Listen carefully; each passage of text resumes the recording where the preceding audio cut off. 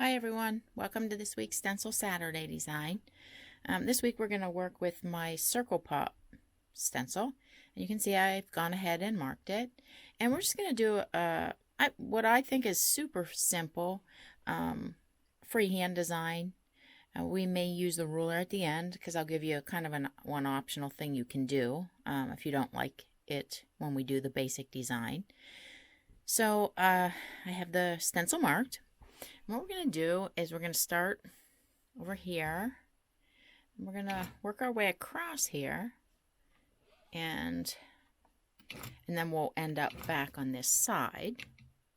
So we're not actually going to stitch any of the markings from the stencil. We're just going to use this, for this design, this ring as a guide as to where we're going to stay within. And what we're going to do is we're going to actually stitch. So I'm just going to kind of do like this U shape. And I'm just going to aim for this break right here, and it's in the same place.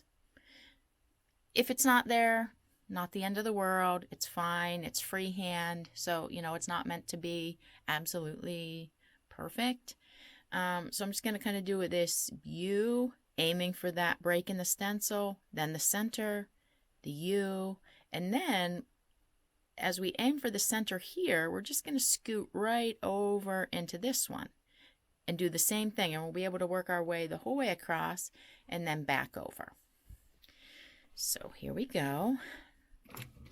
I'm just going to do a U, aiming for the center, aiming for that, right into this next one, aiming for that center break,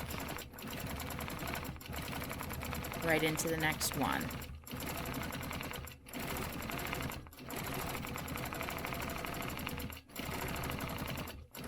You need to remember that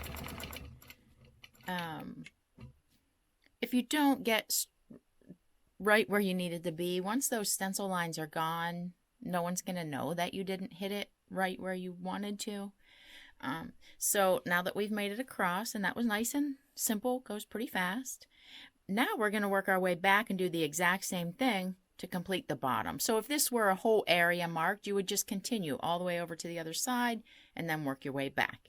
So we're going to do the same thing. Now we're going to shoot again for that break, the center, the break, and here we can just travel back over to the next one. We'll just do that the whole way across.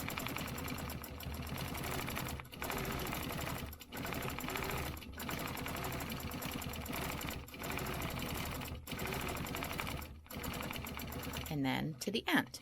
So now I'm just going to travel down, and I'll continue to do that for all the rest of these little circle pops that are marked. So let me go ahead and do those real quick for you.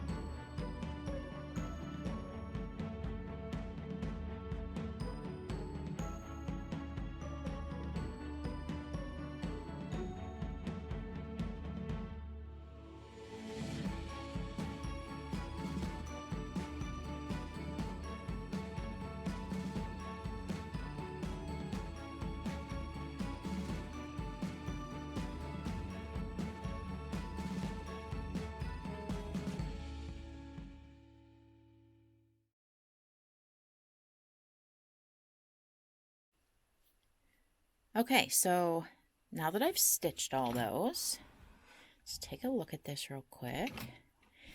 And you could just call this done and be done with this. And you see, so for me, when I look at this, you might be seeing these little kind of jagged things, these little like almost sun shapes.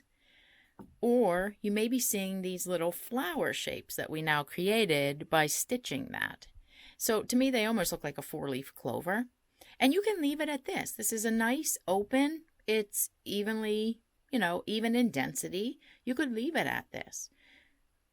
But if you wanted it to be a little more filled, what I generally might do, let me get rid of this thread here, would be to go through and stitch these lines.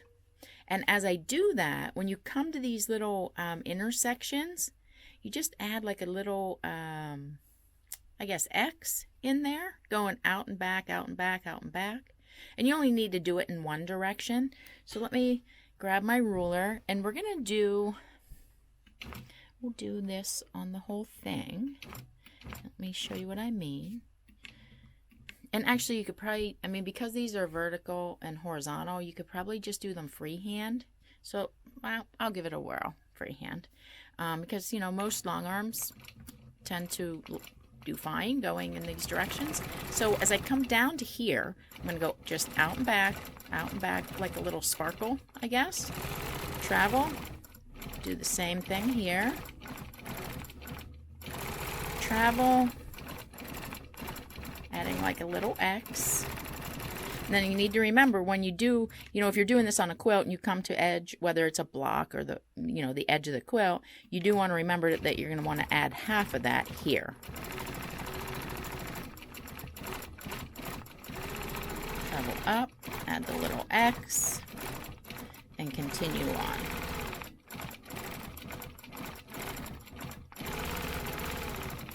And you can do this, you know, when you're doing the vertical lines like this, or you may choose to add yours in when you do the horizontal lines. It's entirely up to you. Oh, I forgot those edge ones, but...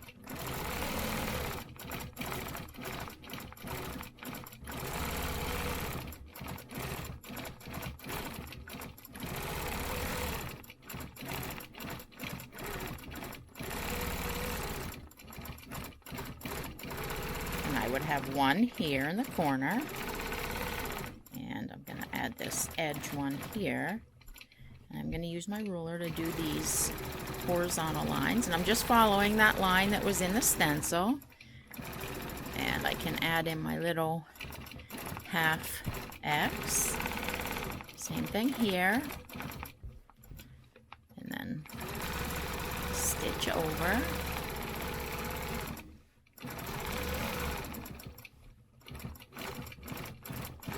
Travel.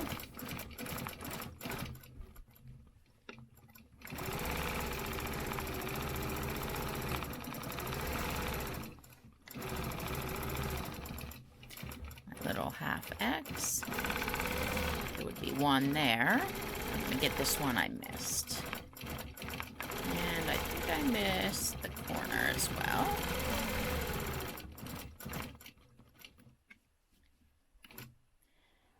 Oh, I missed the other corner too. I'll get that before I take a picture.